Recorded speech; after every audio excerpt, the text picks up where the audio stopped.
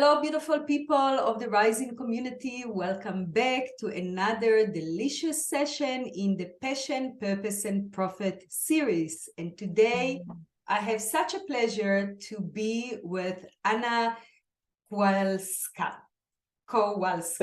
Yes? Perfect. Yes. And she is guiding women to birth their highest soul level body of work so they can fully embody their soul purpose and live prosperously. Anna went from creating traditional success, which checked all the boxes, but left her feeling empty and lost, to creating a successful business and a life based on her unique design. She's devoted to co-creating a world of harmony, unity, purpose, and prosperity within and without for all of life by activating new earth leaders. And you, Anna, are so aligned to this topic. I mean, could not be more aligned. So Yeah, thank it's you perfect. for being here. Thank you, Nuna. You know, it's so delicious when somebody reads your bio. I don't know if that's your experience, but when somebody reads my bio, it's just so delicious to hear. It touches my soul and my heart in a new place where I can own the worth and value of what I'm creating in a whole new level. So thank you. Ooh, I love that you said that. And I really want to touch on that for a second, because I think this is so much value for our listeners. Is I think we grew up, I know I grew up in a narrative where it was more celebrated or more rewarded to be humble, not to shine, not to speak about yourself, not to stand out and God forbid, brag. Which I love to do in my women's circles. I love to get everyone bragging about themselves. It's so yummy and delicious, and it unleashes and brings so much out. But really, when we have to write our biography, right, because we do, I find that for a lot of women, it's really a struggle to own their brilliance, right? Yes. Oh, it really, really is. Thank you for even speaking to this, because where we are going, we really get to, I mean, even the whole idea of being a sovereign being, we claiming the space of sovereignty means owning that we are creators and owning our power, owning our authority. And we can't do that just sitting back and hoping somebody else will give us the accolades, right? Part of the owning of our power is not to boast based on nothing, but really to own the worth and value of what it is we are creating. And I truly believe that in my work, I speak to the fact that there is energy flowing through us. And this energy is unique for the energy is energy, but when it enters your being, it is unique to every single one of us, right? I know I'm just speaking to the choir here. The level to which we honor the value of that energy is the level to which we can actually create brilliance in the world. So if I'm pretending, if I'm pretending that my work is small, if I'm pretending that what I do is not, I don't know yet, does everybody see this as a big thing?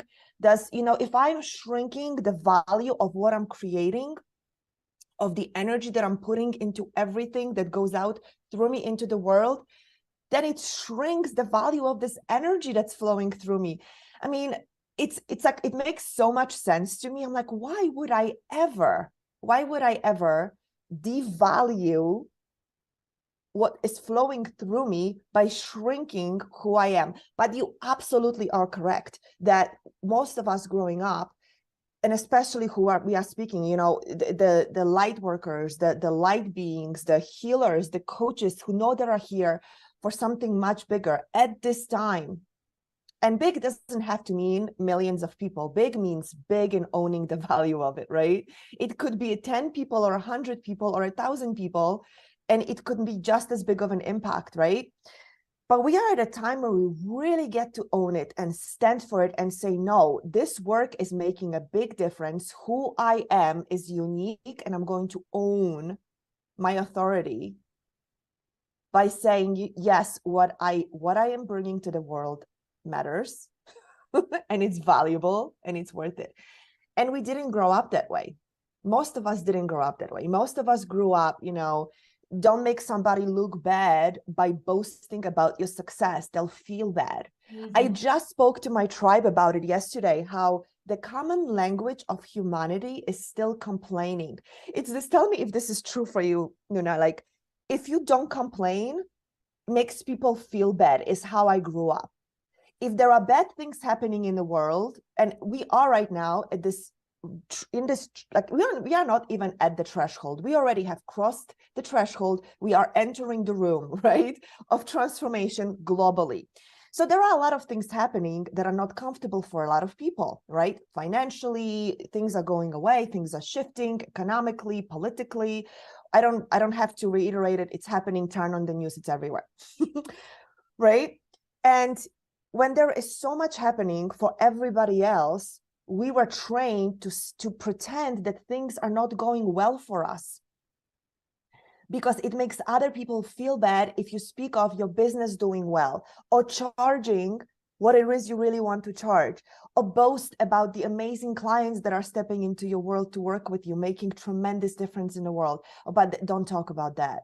It makes Joey over there feel bad because his life is falling apart. It makes Jane feel bad because she just lost her job and her husband doesn't, whatever it is, right? Like, don't boast. On top of that, so we just had this conversation, you and I, we grew like where we were born. So I spend a little bit more time there than you, but you are definitely impacted by it. And I know you know that, right? Eastern Europe.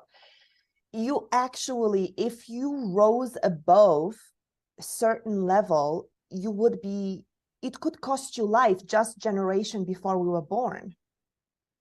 So we carry that too, and I know a lot of people do as well. If you rise above a certain level, if you speak too much in contradictory to whatever is going on, you will suffer. Your family may suffer too. So we carry a lot of that has a shrink, right? You saying that, and this is so true. I was walking with my grandmother in a little town in Israel. I mean, could not be more safe than that, honestly. And we were walking, and as a little girl, I'm just talking, and she goes like, "Shh, you never know who's listening." Wow, right? Right? Yes, yes.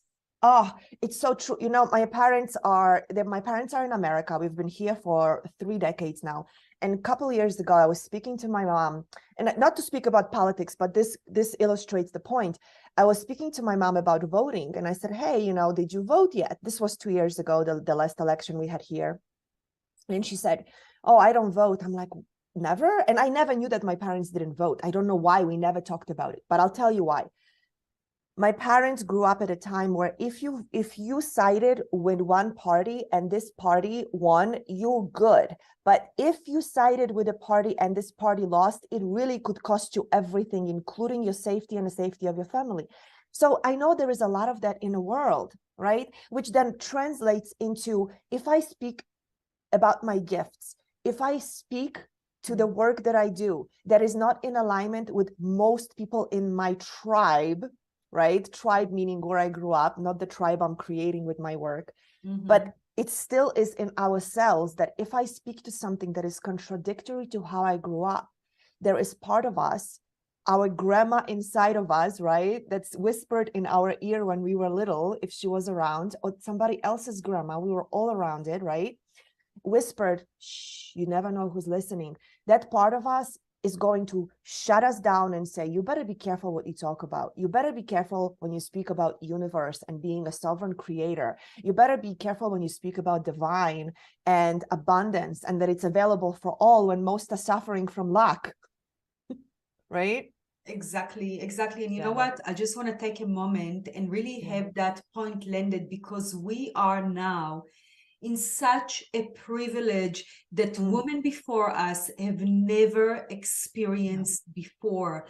And for those women that were there through the hard times, through the challenges, through the suppression, through the burning on the stake, through the everything that the women lineage as a tribe have been through, we are here today, still censored, still maybe can't completely be free to do our work, and some women around the world are still, you know, I mean, look what happens in Iran and stuff. But you know, we are still today in such a privileged way that if we understand, and you know, first step is always awareness. So when we are aware that, okay, there are those wounds that we all carry in our epigenetics that pass through to us, about staying small, about staying suppressed, about not speaking your truth, about not being too much, all that,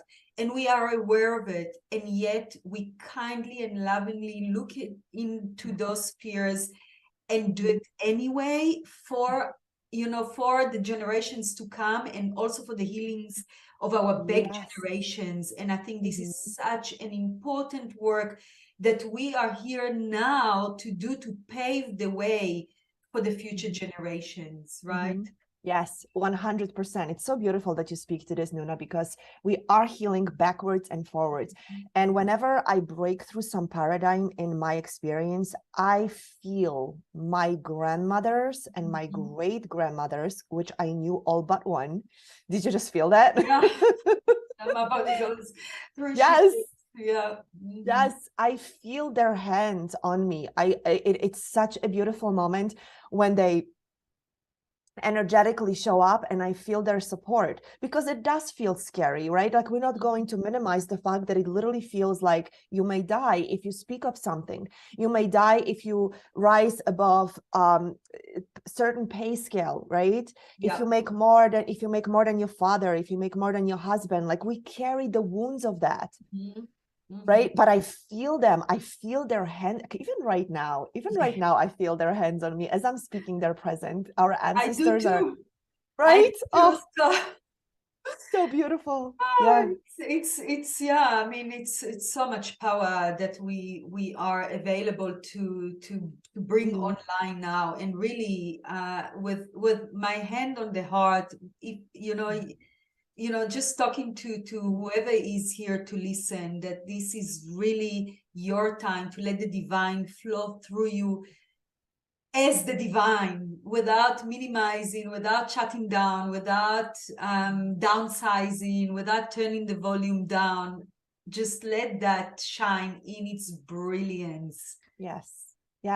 You know, and I find it because we speak to, you know, just like you said, I'm so aligned with your topic because it translates into prosperity, right? So the more that we are willing to show up and not be apologetic about what we believe, not be apologetic about what is uniquely coming through us. And unique, I want to say this too, unique doesn't mean that you'll come up with something nobody's ever said before. Unique doesn't mean that you are reinventing the wheel. Maybe the same message, like you and I, Nuna, have this very similar message. It's so similar, but you and I bring it in a very unique way. And that's the uniqueness that I'm speaking to, right? So trusting that. And then the more that we are willing to show up and in our light, the more we are giving permission to others, for others to show up who may be just a step behind us. Maybe they woke up a little later. Maybe they're a little more scared. Maybe their wounds are a little deeper. We don't know. And the more that we show up, I find that in my experience, the more prosperity shows up for me. So the more I am willing to own the energy and the value of the energy of that I bring into the work that I am solidly saying, taking a stand, right? And saying, this is the work that I'm standing for. The more prosperity is present in my life. And when I say prosperity, I mean money. Because prosperity has many faces for sure.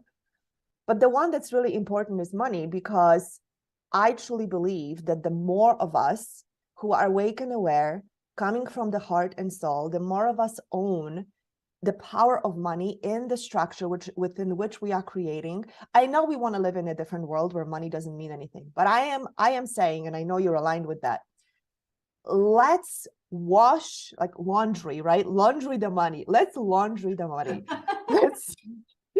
Let's raise the frequency of the tool that's already on planet Earth, that's available to us, that does beautiful things when directed in powerful way. Why not use it in a way that it was meant to, that helps us expand the causes that make a difference, versus the way that's been used in the past, which is why we don't like it, because it's been used in a way that doesn't serve, right? And it no longer serves, it doesn't feel good. But that never was meant for that. It was just a tool, right? So the more that and this is true for me, and I watch this with my clients, I'm sure it's true for you too, which is why you speak to this work. The more that we truly own the authentic self, who I am to be in the world, and I don't apologize for it, and I show up and I claim the message that I bring into the world, right? And I claim who I'm here to work with without trying to like manipulate the message so, you know, it sounds a certain way, but pleases everyone. Exactly, yes, absolutely. So I don't get shut down, so nobody says anything negative. The less I water it down, the purer I show up with my message, the more money comes to my space, so then I can direct it in a beautiful way for the new earth, which is why I'm so passionate about this, which is why when you invited me, I'm like, yes, please, I want to play with you. Exactly. I mean, you said it so beautifully. And, you know, I really feel that money is, as you said, energy, and it's energy that has a lot of power. And with the right mindset, with the right heart behind it, this is an energy that can create so much positive change. And I think that distributing the wealth that is already circulating here on Mother Earth, because, you know, everything is abundance. We've been told the lie of scarcity. So when we tap into that abundance wealth and we generate it for ourselves, for our families, and then you know, overflowing from our cup, I mean, that's how we're going to change things so rapidly. And I really stand behind women having economical power and owning wealth, and having their you know, freedom and freedom of time. That's another, you know, component of wealth that I'm also feeling really is important to embody and understand, because, you know, many women, when they go to acquire wealth, they do it in the masculine way that we've been growing, you know, in that masculine paradigm of do and run and work, and it's got a place, surely, but it needs to be in harmony with the feminine way. And when we understand that and we do what we are here to do, prosperity comes. And I love how you said that we all have our unique voice. Yes. And we can, you know, it can be millions of us speaking about essentially the same thing, even quoting each other, even using the same techniques and tools and processes, but we bring it through our own vessel. We integrate it with our own life stories and experiences, and, you know, with our unique vibration and energy. And for sure, you will have some people resonate with you if you are authentic, and some that not. And that's great, because then they can resonate with somebody else. Absolutely. And so that's how, right? That's how we share Yes. this beautiful work and move from this narrative of competition that was so ingrained in our society and into collaboration, like what we do now, right? Yes, absolutely. We are shifting from the plane of competition, and I will speak to competition because I think some level of competition is very healthy, right? But we are shifting out of the competitive plane. So in a competitive plane, you felt and you were told that the more you have, the less somebody else has. I better outdo the guy next door, right? I better outdo the other company, the other person, right? But we are shifting into creative plane, which is so feminine, right? Creative plane. And creative plane says there is plenty for everybody. There is a unique way that everybody is here to contribute. I mean, it is so much part of my being that I 100% stand in. If you didn't have something unique to deliver right now for planet Earth and humanity, you would not be alive. You literally would not be alive. Because energy doesn't create anything that doesn't have its purpose. Right? That's just how it is. Universe, God, divine, whatever you'd like to call it, doesn't create anything just for the heck of it. There is always a purpose, even if it doesn't seem like it. So if you are alive right now and you are in this space, which means you are awake and aware of your spirit being, in your human body, that means that you also are aware on some level to your uniqueness. I actually call, in my work, purpose is not what you do, but it's who you are.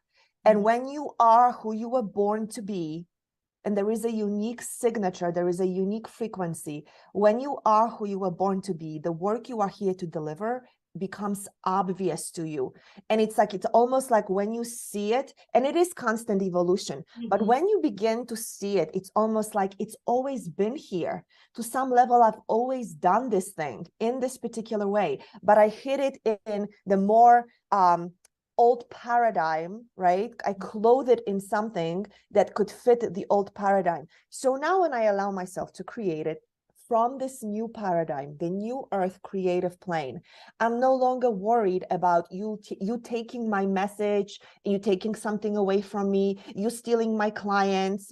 Doesn't exist. It's even when you said that, you know, when we are truly owning our authenticity, it gives people clarity in do they resonate with you or not. Instead of trying to figure out, are you the right person for them to work with on this thing that they want to work? If you truly stand in clearly in who you are and what you are here for right now, people can spot you. This happens to me all the time. I'm sure it's true for you too. People will say, I just knew I wanted to work with you. And it's an easy yes for them. Because they resonated, right? So the more authentic I am, more people feel the resonance. It's not even what I say, it's who I am being, right? And the words may resonate as well because it touches something in their being. But the new plane where we are creating, it is like that. It is like that. The more authentic we are, the more we fill in the space we were meant to fill in at the spirit, soul, divine, God level. And then people who are meant to come to us for a particular thing show up. They may come to me for one thing within this message and then say, great, I got that. This is what I needed. And they'll come to Nuna, or vice versa, right? Or they'll come to you, the person watching right now, and say, okay, this is the piece that I'm here to learn with you. And you won't even know it on a tangible level. It'll be your soul guiding you. I call it divine appointment. It will be your soul guiding you. And the competition that exists within that space, it's only to drive us. Drive and ambition are very healthy. Without drive and ambition, we wouldn't create the next level of what's possible. But it comes from a healthy place of wanting the expression of the energy to be bigger, which is what energy wants through us anyway. It just wants bigger expression. It's what it's here for, right? So from that plane, I'm like, wow, yes, I actually want to serve more people. Not because I want to take your clients away and I want more money. It's because this energy is driving through me, bigger expression, me being bigger in the world, right? Serving more people. And now this is healthy. This is healthy. You know what? I don't want to do better than Nuna because I want to take away from what's hers. And I'm just using us as an example because it's so beautiful. I may look at what Nuna does because I want to expand as big as her, right? Like I want to serve as much as she does, right? It's a healthy competition where it drives us to do better and more in the world, to serve bigger, not because I want to take your piece of pie, but I want the whole pie to get bigger. Exactly. And you know what? Right. A good example of that will be if you look at siblings, right? Yeah. Always, with no doubt, the youngers will imitate the olders because they admire them. They want to be like them. They want to learn from them.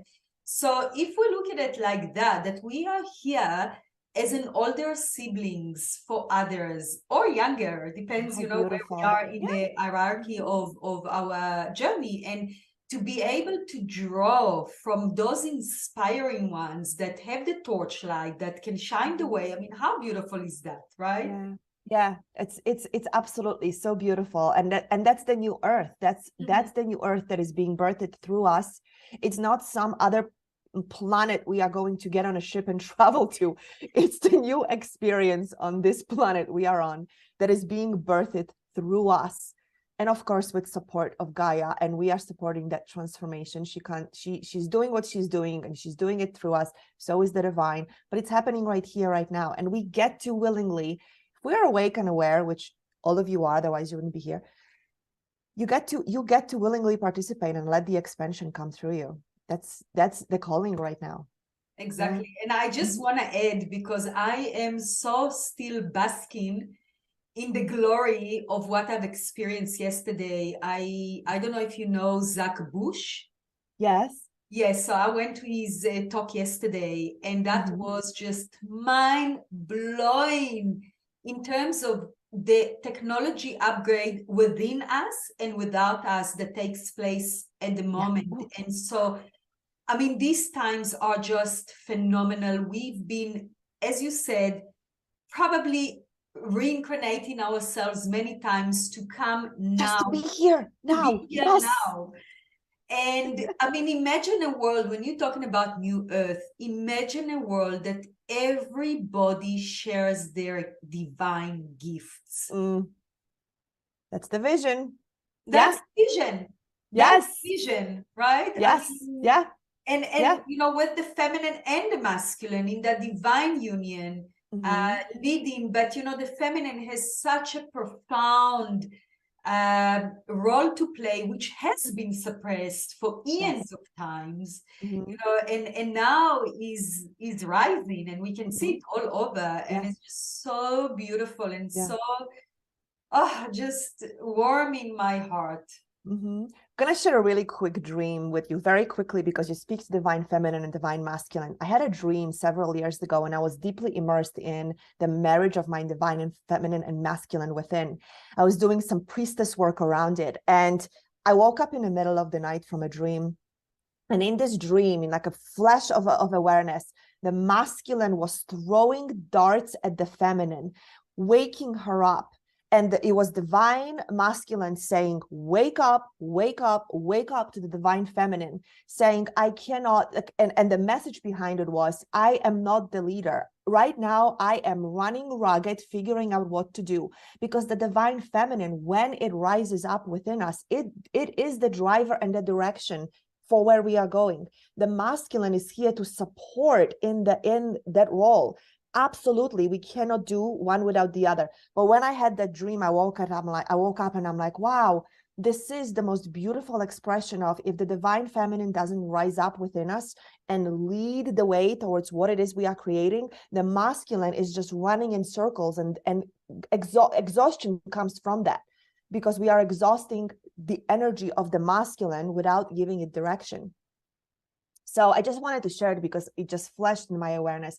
So the divine feminine gets to rise up within us, lead the way, and divine feminine is the one that drives. It's not the masculine. The masculine is here to provide and protect and to support the feminine in whatever it is that the feminine is creating together. Absolutely, they come and they create the experience for sure. But it's just like, in that dream, the experience of the divine masculine throwing these giant like darts, it was like these giant arrows, throwing it at her, you know, like, wake up, and she was like asleep.